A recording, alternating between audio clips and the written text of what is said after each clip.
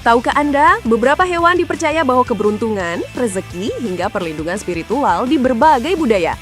Yang pertama, kumbang kepik alias ladybug. Dalam budaya Eropa, serangga kecil ini dipercaya membawa keberuntungan, terutama jika hinggap di tubuh seseorang. Kedua, ikan koi di Jepang dan Tiongkok. Ikan ini jadi simbol keberuntungan, kekayaan, dan ketekunan. Bahkan ada festival khusus untuk merayakannya. Terakhir, katak hijau di Asia Tenggara. Hewan ini sering dikaitkan dengan hujan dan kesuburan. Patungnya banyak dipakai sebagai jimat rezeki. Percaya atau tidak, hewan-hewan ini sering dianggap sebagai pembawa hoki.